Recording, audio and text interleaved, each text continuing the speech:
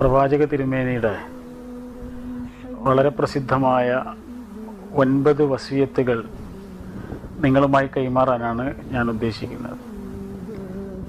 തിരുനബി സല്ലല്ലാഹു അലൈഹി വസല്ലം ഈ വസിയത്തുകളിലൂടെ നമ്മെ പഠിപ്പിക്കുന്നത് യഥാർത്ഥ ഇസ്ലാമിക വ്യക്തിത്വം രൂപീകരിക്കുന്നതിനുള്ള നല്ലൊരു മാർഗദർശനമാണിത്. റസൂലുള്ളാഹി സ്വല്ലല്ലാഹു അലൈഹി വസല്ലമയുടെ വസിയത്തുകൾ എന്ന നിലക്കല്ല, അള്ളാഹുവിൻ്റെ വസിയത്തുകൾ എന്ന നിലക്കാണ് ഇത് പഠിപ്പിക്കുന്നത്. നമുക്കറിയാം, സാധാരണയുള്ള ഉപദേശങ്ങൾ പോലെയല്ല വസിയത്ത്. കേൾക്കുന്ന ആളുടെ ജീവിതത്തിൽ തീർച്ചയായും അത് പാലിക്കപ്പെടേണ്ടതാണ്. അതിനാണ് വസിയത്ത് എന്ന് പറയാം. അങ്ങനെയാണെങ്കിൽ ഈ വസിയത്ത് ഏറെ ഗൗരവമുള്ളതാണ്. ഞാൻ ആ വസിയത്ത് ആദ്യം അറബിയിലൊന്ന് പറയാം.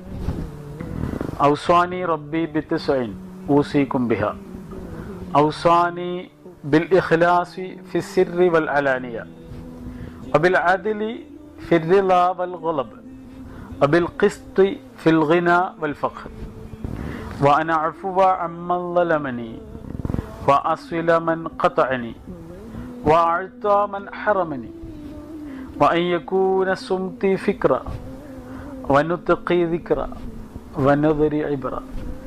ഇങ്ങനെയാണ് 3 ഇങ്ങനെ പാർട്ടുകളായിട്ടാണ് ഇത് പഠിപ്പിക്കുന്നത്. ഇതിൻ്റെ ആശയം ഇങ്ങനെയാണ്. ഔസാനി റബ്ബി ബിത്ത്സൈൻ, എൻ്റെ റബ്ബ് എനിക്ക് 9 വസിയത്തുകൾ തന്നിട്ടുണ്ട്. ഊസികും ബിഹ, ആ 9 വസിയത്തുകൾ ഞാൻ നിങ്ങൾക്കും വസിയത്തായി നൽകുന്നു. 1. ഔസാനി ബിൽ ഇഖ്ലാസി ഫിസ്സിർരി വൽ അലാനിയ, എൻ്റെ രഹസ്യ ജീവിതത്തിലും പരസ്യ ജീവിതത്തിലും ഞാൻ ഇഖ്ലാസ് ഉള്ളവനായിരിക്കണം. തെറ്റുകളില്ലാതെ, കുറ്റങ്ങളില്ലാതെ, ദുർവിചാരങ്ങളില്ലാതെ ജീവിക്കണം. വബിൽ ഖിസ്ത് ഫിൽ ഗിനാ വൽ ഫഖർ, ധാരാളം പൈസയുള്ള സമയത്തും പൈസ കുറവുള്ള സമയത്തും മിതമായ ജീവിതം, ഒരു ശരാശരി ജീവിതമാണ് ഞാൻ നയിക്കേണ്ടത്. വബിൽ അദ്ലി ഫിർറിളാ വൽ ഗളബ്, എനിക്കൊരാളോട് ദേഷ്യമുണ്ട് എന്ന കാരണം കൊണ്ട്, പകയുണ്ട് എന്ന കാരണം കൊണ്ട് അയാളോട് ഒരു കാരണവശാലും അനീതി കാണിക്കാൻ പാടില്ല. ഇഷ്ടമുള്ളവർക്ക് കൂടുതലും അനിഷ്ടമുള്ളവരോട് കുറച്ചുമായിട്ട് കിട്ടേണ്ട നീതി ഒരാൾക്കും തടയാൻ പാടില്ല.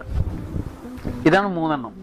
അടുത്ത 3 നമ്മുടെ മറ്റുള്ളവരോടുള്ള സ്വഭാവം, പെരുമാറ്റം എന്നിവയുമായി ബന്ധപ്പെട്ട 3 വസിയത്തുകളാണ്.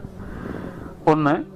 വഅൻ അഫ്വ അമ്മൻ ളലമനി, എന്നെ ആക്രമിച്ചവർക്ക് ഞാൻ മാപ്പ് കൊടുക്കണം. എന്നെ കരയിപ്പിച്ചവർക്ക് ഞാൻ മാപ്പ് കൊടുക്കണം.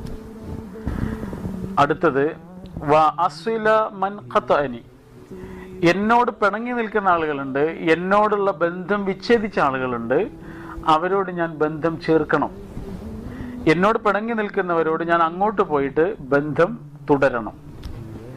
അടുത്തത് വഅഅത മൻ ഹറമനി, എനിക്ക് കിട്ടേണ്ട ഒരു സംഗതി തടഞ്ഞു വെച്ച ആളുണ്ടെങ്കിൽ അയാൾക്ക് കിട്ടേണ്ട ഒരു സംഗതി ഞാൻ തടഞ്ഞു വെക്കാൻ പാടില്ല എന്ന്.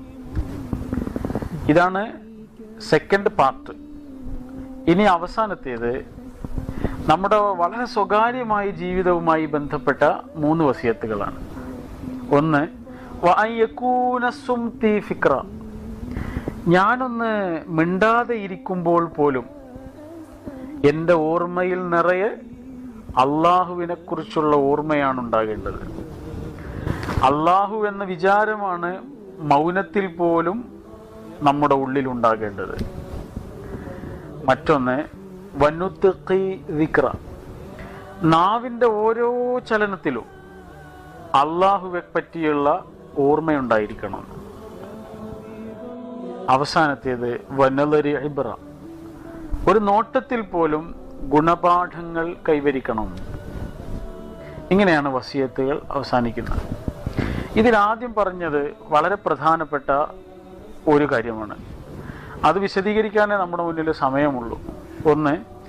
ഔസാനി റബ്ബി ബിൽ ഇഖ്ലാസി ഫിസ്സിർരി വൽ അലാനിയ, എൻ്റെ സ്വകാര്യ ജീവിതത്തിൽ, എൻ്റെ പരസ്യ ജീവിതത്തിലും ഞാൻ ഇഖ്ലാസ് ഉള്ളവനായിരിക്കണം. കളങ്കങ്ങളോ കറയോ വന്നു വീഴാത്ത പരിശുദ്ധ ജീവിതമായിരിക്കണം. ആളുകൾ കാണുന്ന സമയത്താകുമ്പോഴും ആരും കാണാനില്ലാത്തപ്പോഴാകുമ്പോഴും. സ്വകാര്യ ജീവിതം അല്ലെങ്കിൽ സ്വകാര്യ ജീവിതത്തിലെ ഭക്തി, സ്വകാര്യ ജീവിതത്തിലെ ദിക്റുള്ള, ഇതിനൊക്കെ വളരെ പ്രാധാന്യം നൽകിയ ഒരുപാട് വചനങ്ങൾ റസൂലുള്ളാഹി സ്വല്ലല്ലാഹു അലൈഹി വസല്ലമയിൽ നിന്ന് കാണാൻ കഴിയും. ഒരിക്കൽ അള്ളാഹുവിന്റെ തിരുദൂതർ പറഞ്ഞിട്ടുണ്ട്, ദക്കറല്ലാഹ ഖാലിയൻ ഫഫാദത്ത് ഐനാഹു.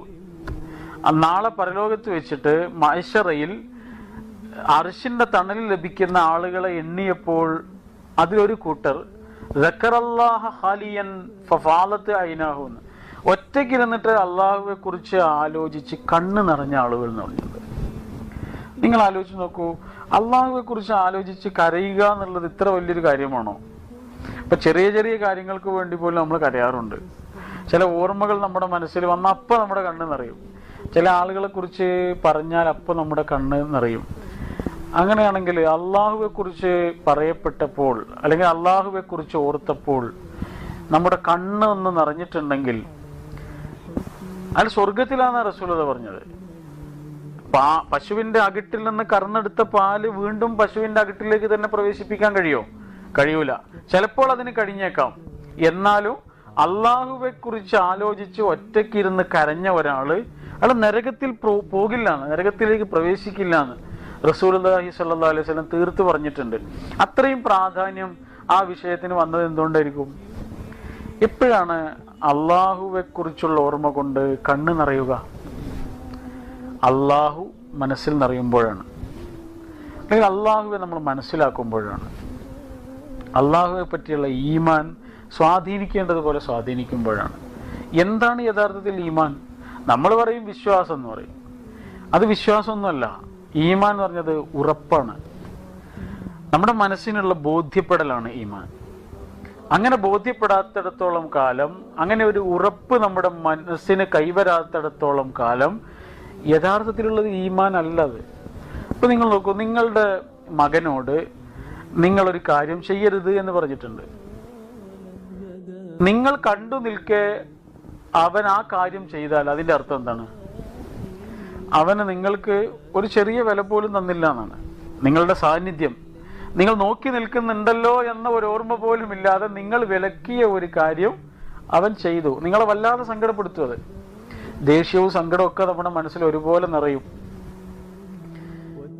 അങ്ങനെയാണെങ്കിൽ അള്ളാഹു ചെയ്യരുത് എന്ന് പറഞ്ഞൊരു കാര്യം ഞാൻ ചെയ്യുമ്പോൾ അത് അള്ളാഹുവിന്റെ കൺമുന്നിൽ വെച്ചിട്ടല്ലേ ചെയ്യുന്നത്?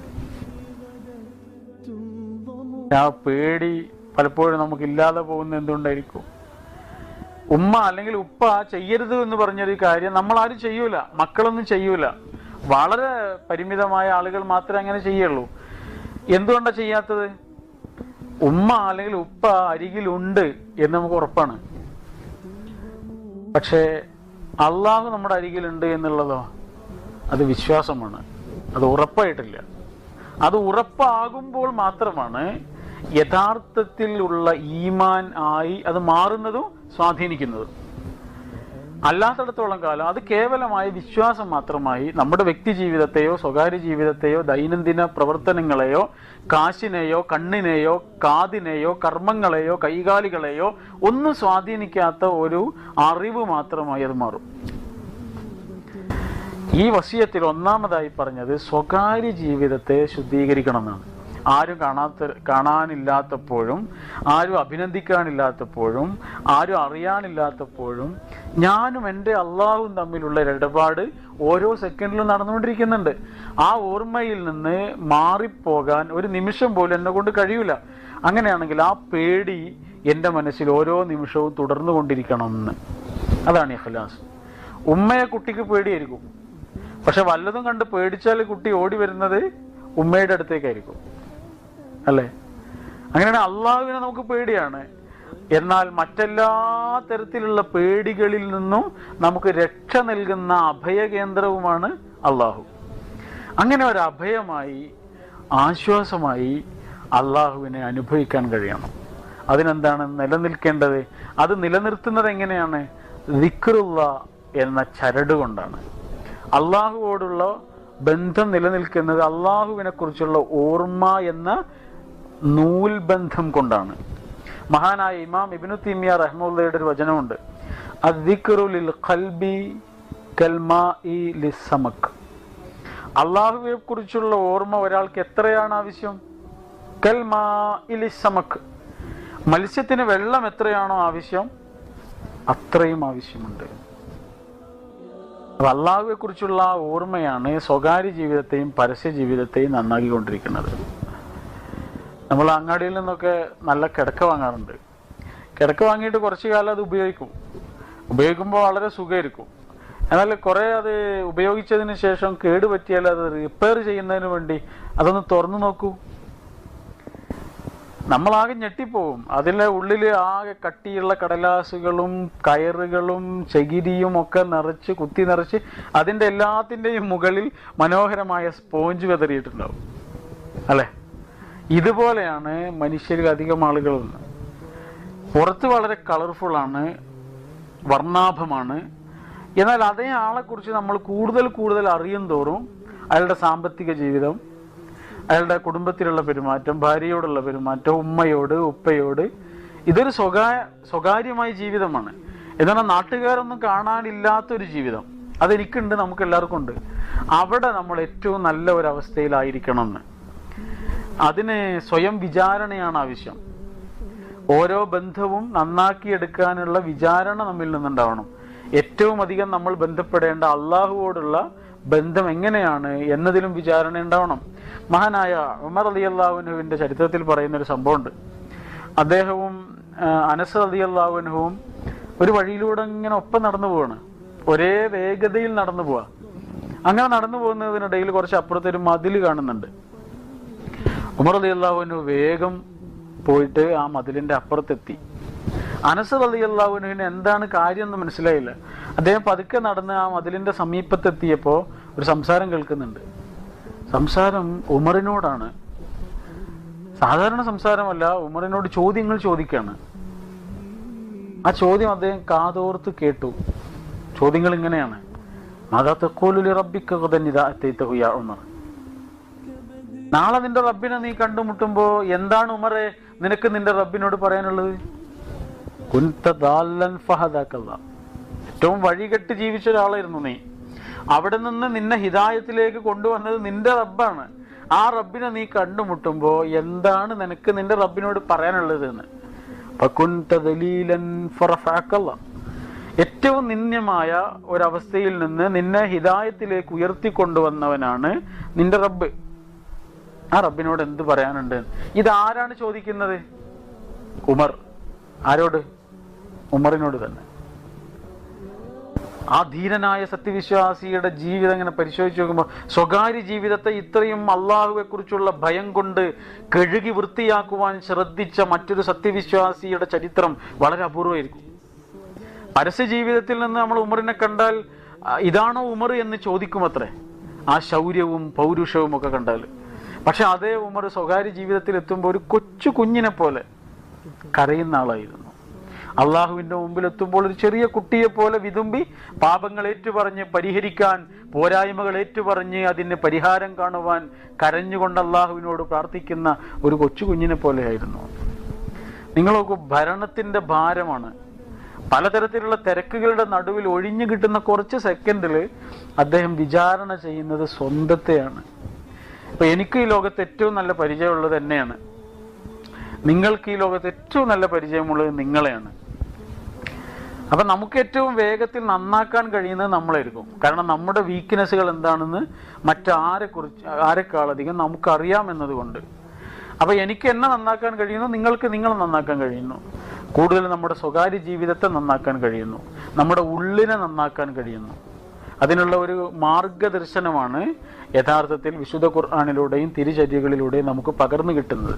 നമ്മുടെ മനസ്സിൻ്റെ ഉള്ളിൽ നന്നാകണം, നമ്മുടെ മൊബൈലിൻ്റെ ഉള്ളിൽ നന്നാകണം, നമ്മുടെ ലാപ്ടോപ്പിൻ്റെയും കമ്പ്യൂട്ടറിൻ്റെയും ഉള്ളിൽ നന്നാകണം, നമ്മുടെ വീടിൻ്റെ ഉള്ളിൽ നന്നാകണം. ഇങ്ങനെ അകം, മറ്റൊരാൾ കാണാനോ അറിയാനോ ഇല്ലാത്ത നമ്മുടെ അകം, നമ്മുടെ ഉള്ളിൽ നന്നാക്കണം. ഇന്നല്ലാഹ ലാ യൻദുറു ഇലാ അജ്സാമിക്കും വലാ ഇലാ സുവരിക്കും.